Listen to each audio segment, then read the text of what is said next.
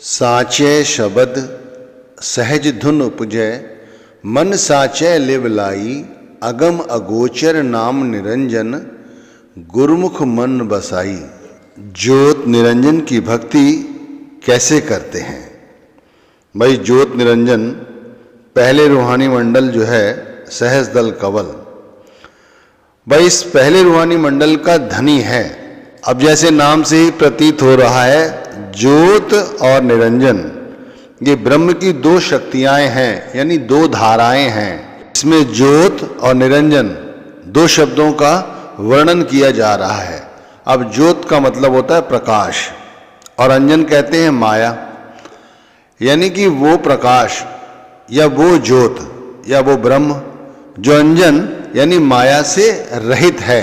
अब ऐसी भक्ति तो हमारे लिए सफल होगी ही जो माया से रहित हो। आप खुद से विचार करके देख लो, यदि हम आधा घंटा 1 घंटा भक्ति करते हैं और उसके अंदर माया समाहित रहे, यानी हमारा मन माया का चिंतन करता रहे, तो हमारी भक्ति कभी बनती है? नहीं बनती, क्योंकि मन तो उन्हीं विषयों का चिंतन करता रहता है जो हमारे दिमाग में आती रहती हैं।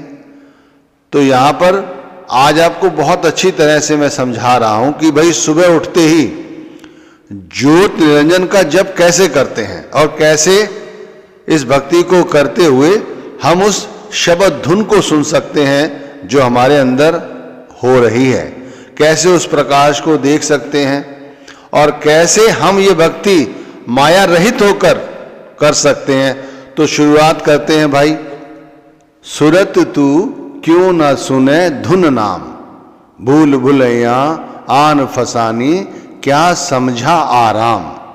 देखो स्वामी जी महाराज ने जो ये कहा है, ये हमारे लिए बड़ा उपयोगी है।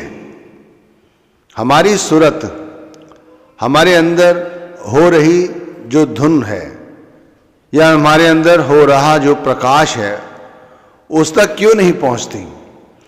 क्योंकि हम जो भूल भुलैया है ना, उसके अंदर फंसे हुए हैं। भूल भुलैया का मतलब है एक ऐसा स्थान जहां पहुंचने के बाद हम खुद नहीं निकल सकते, कोई हमें निकाले वहां से आकर, तब हम निकल सकते हैं। अब जो हम घर परिवार है ना, जहां हम जी रहे हैं, ये जो हमारा जीवन है, ये इसका चरित्र बिल्कुल भूल भुलैयों की तरह ही है। देखो पहले हम खुद बच्चे थे तो माता पिता हमारे लिए सब कुछ थे, अब हम माता पिता हैं तो हमारे लिए बच्चे सब कुछ हैं, कल हमारे बच्चों के लिए उनके बच्चे सब कुछ हो जाएंगे। लेकिन हम तो इस भूल भुलैया का हिस्सा है ना, तो यहां हम आकर इस भूल भुलैया में इस कदर फंस चुके हैं कि हमारी जो सूरत है, आत्मा, वो अंदर नहीं ठहरती और ना ही अंदर जो धुन है, जो प्रकाश है, उसे देखती है। इसीलिए तो ये सब कुछ बताया जा रहा है कि क्यों सुबह उठते ही हम अपनी सूरत को ज्योत निरंजन की भक्ति के साथ जोड़ें। भाई विचार करो कि हम गुरु द्वारा दिए गए नाम की भजन बंदगी क्यों नहीं करते, हम भजन सुमिरन क्यों नहीं करते? भाई इसमें हमारे लिए बाधा क्या है? तो भाई विचार ये बनता है कि मन हमारे लिए सबसे बड़ी बाधा है। अब मन को तो भजन सुमरन से ज्यादा इंद्रियों के भोग प्यारे हैं। अब मन इन्हीं इंद्रियों के भोगों में ही सारी जिंदगी बिता देता है। अब इन इंद्रियों के विषय में समझो, 5 कर्मेंद्रियां हैं और 5 ज्ञानेंद्रियां। कर्मेंद्रियां हाथ, पांव, जुबान और ये त्वचा। इसी तरह 5 ज्ञानेंद्रियां, आंख, कान, नाक, जिह्वा और ये त्वचा। अब जो इंद्रियां हैं वो मन और बुद्धि के अधीन होती हैं। अब हमारी इंद्रियां नियंत्रित हैं या अनियंत्रित हैं, इसका हमारे जीवन पर विशेष प्रभाव पड़ता है। अब यदि ये नियंत्रित में होती तो फिर बात ही क्या थी?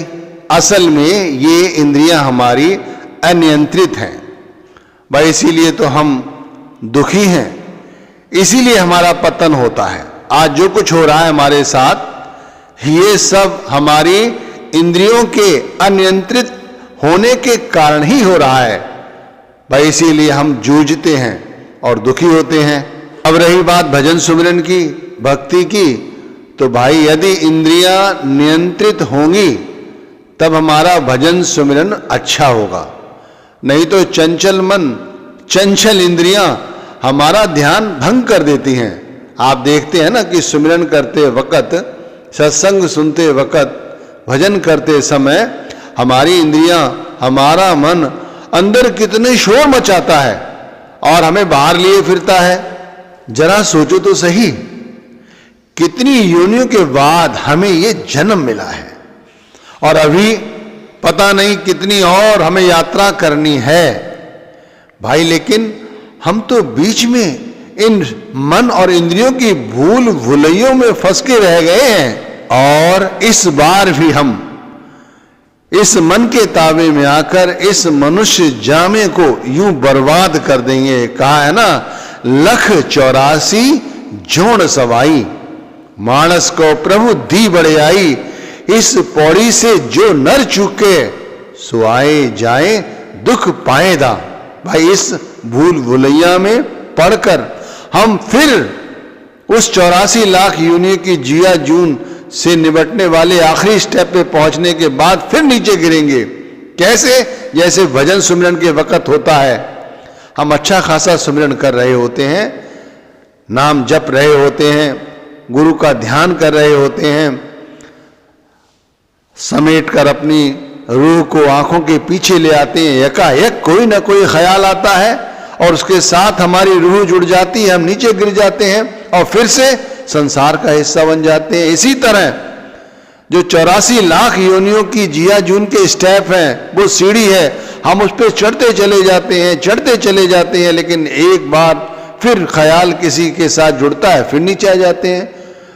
तो इसीलिए भाई हमें इन वासनाओं में लिप्त नहीं होना है। जो हमारे सर पे काल मंडला रहा है, जो हमें दिखाई नहीं दे रहा है, भाई क्या हम उसे ना देख रहे हैं तो क्या हम बच जाएंगे? हम बचेंगे नहीं, फिर भी वो हमें खा लेगा। एक दिन हमें मरना ही होगा, तो क्यों ना मरने से पहले ये ज्योत निरंजन की भक्ति करें। देखो इस विषय में कैसे समझाया गया है। यह जीव आया दूर तय, अजो विजासी दूर, विच कै वासे रम रहा, काल रहा सिर पूर। भाई कबीर साहिब कहते हैं कि हमारी आत्मा बहुत दूर से आई है, अनेक योनियों में भ्रमण करती हुई इस अवस्था में आई है। अभी इसे और एक लंबी यात्रा करनी है, किंतु बीच में ये भूल भुलैया में अटक गई, संसार की विषय वासना में लिप्त हो गई और उसे अपनी सुध नहीं रही। अब भूल भुलैयों में पड़ी हुई हमारी आत्मा, जो काल इसके सर पे मंडला रहा है, ये इसे दिखाई नहीं देता और ये इन वासनाओं में लिप्त हो गई और अपने आप को सच समझ रही है कि मैं यहां मौज में हूं। तू मौज में नहीं है, तू तो क्षणिक है भाई। अब थोड़ा और विचार करो भाई, जब तक शरीर में ताकत है, हमें कोई रोग नहीं है, तब तक गुरु नाम जप लो भाई, भक्ति कर लो भाई। अभी से ये अभ्यास बना लो कि सुबह उठें 4 बजे, 3 बजे, 5 बजे, 6 बजे उठकर घर के किसी कोने में आसन बिछाया, उस पर बैठ गए, चौखड़ी लगाई, अपने आप को ऊपर की ओर समेटा, यानी ख्याल आंखों के पीछे ले गए और फिर आंखों के पीछे अपने ख्याल को गुरु के स्वरूप के साथ जोड़ा, परमात्मा के साथ, किसी इष्ट के साथ, किसी प्रकाश के साथ ध्यान को रोक के रखा और नाम जपते रहे, नाम जपते रहे। भाई ये अभ्यास अभी बना लो, लेकिन हम अभ्यास बनाते नहीं और जो काल सर पे ऐठा है वो हमें दिखाई नहीं देता।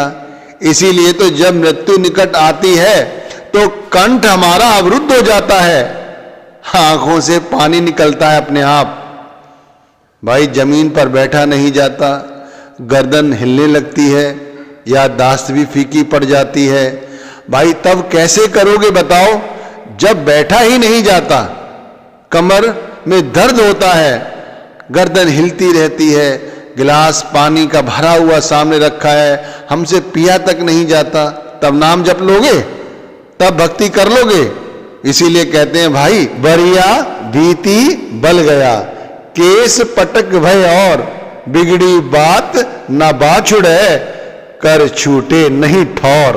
भाई भजन बंदगी का समय तो हमने निकाल दिया, अब वो समय बीत गया, शरीर में जो शक्ति थी वो तो चली गई। अब हमारे सर के बाल पक गए हैं, काले थे अब सफेद हो गए हैं। वृद्ध अवस्था पूर्ण रूप से हमें आ चुकी है।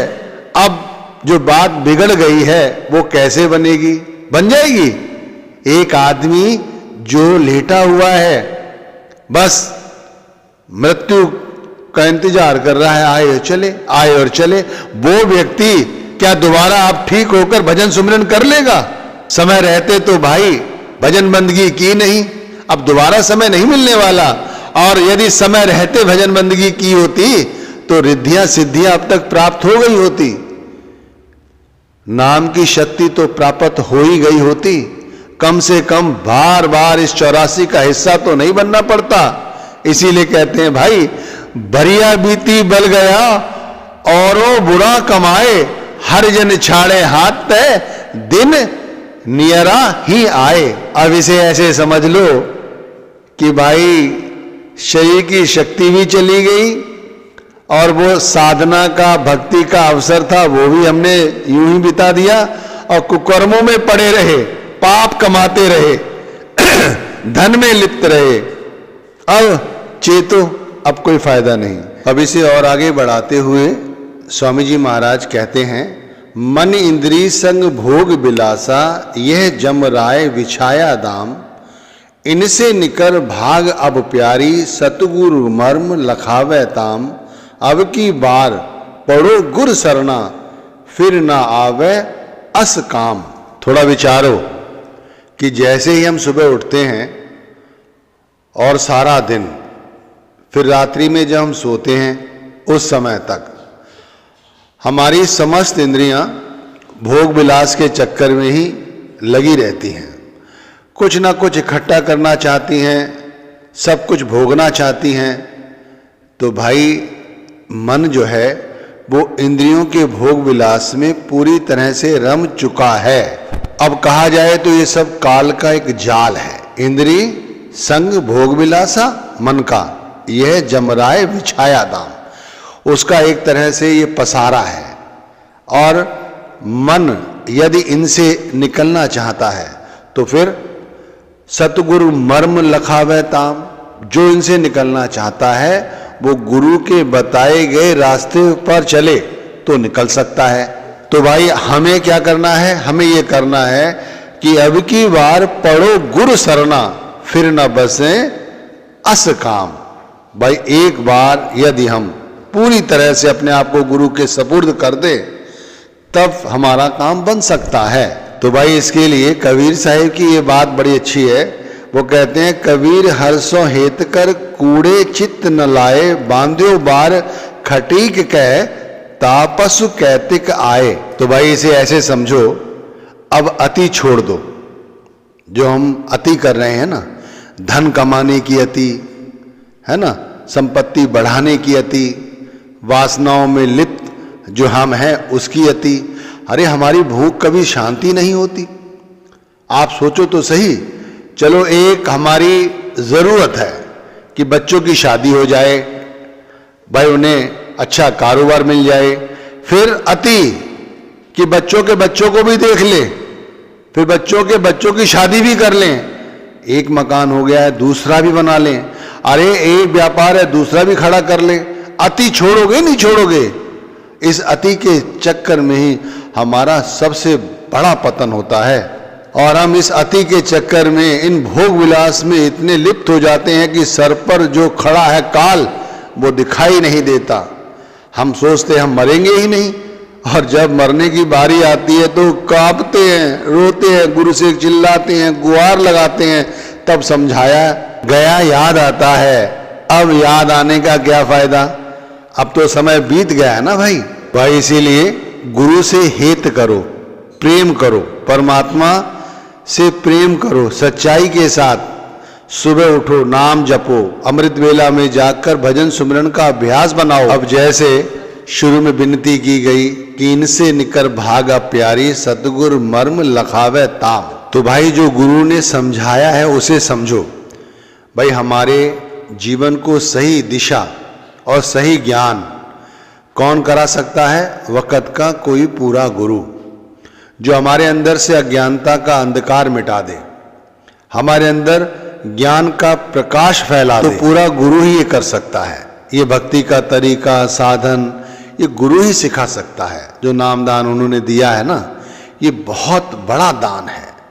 सच्चाई के मार्ग पर चलाने वाला ये दान, नाम दान, यही हमारे लिए सब कुछ है, यही हमारे लिए प्रेरणा है।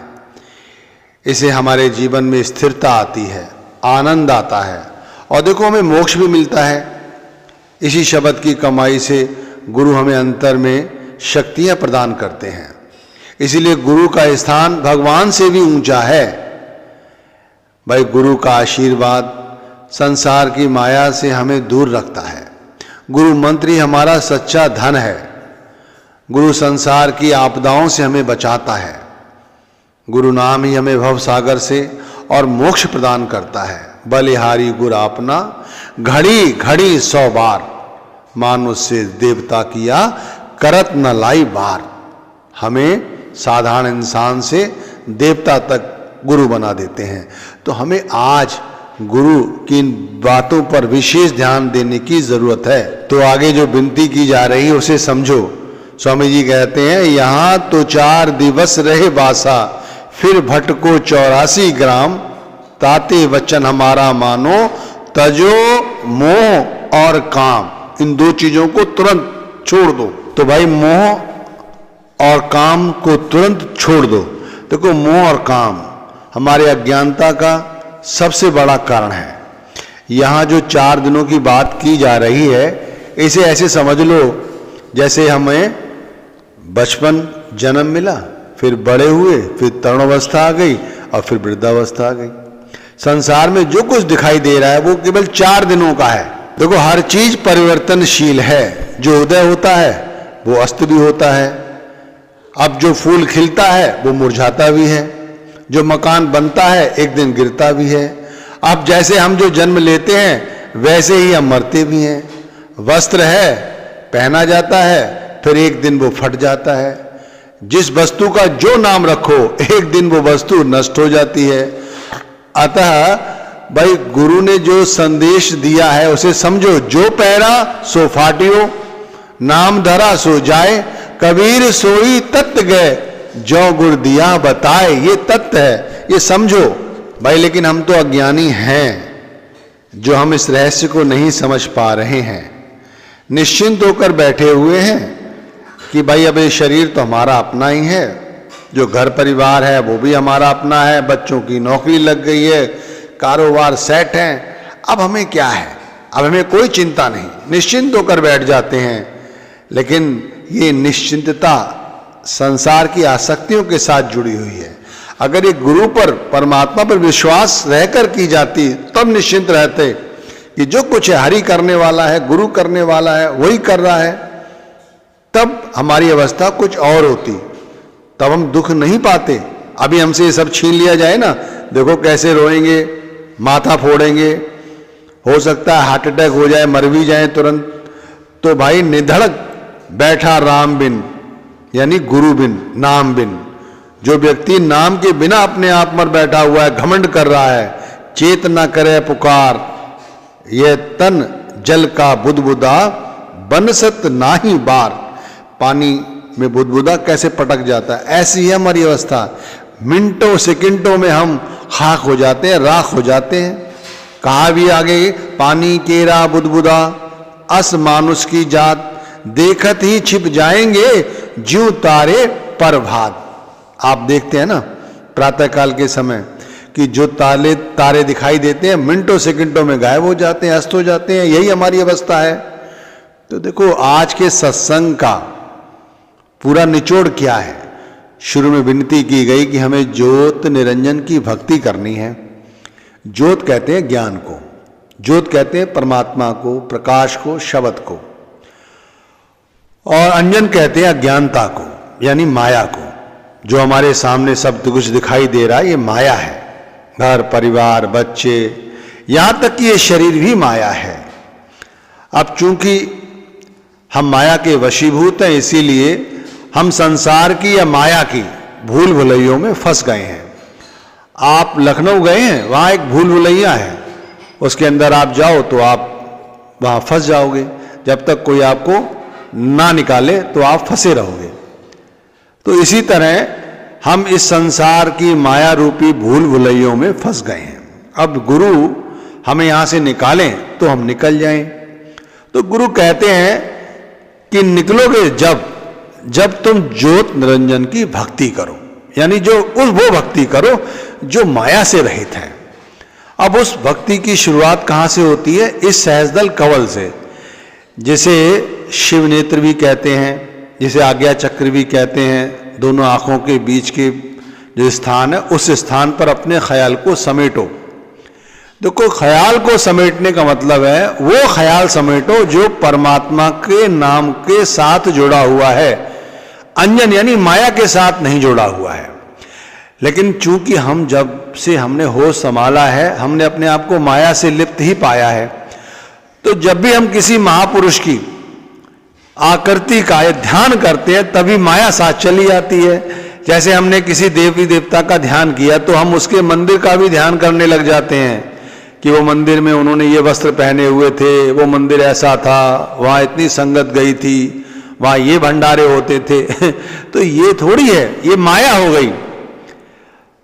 असल क्या है? वो इष्ट जिसका आप ध्यान कर रहे हैं, केवल उस पर ध्यान होना चाहिए, उसके ललाट पर, उसकी आंखों पर ध्यान होना चाहिए। तो यदि हम ऐसे किसी देवी देवता का ध्यान करते हैं, अपने गुरु का ध्यान करते हैं, तो वही ध्यान हमारे अंदर होना चाहिए, माया ना रहे। लेकिन हमने माया में ही आंखें खोली है तो ध्यान वहां नहीं टिकेगा, धड़ाम से नीचे गिरेगा।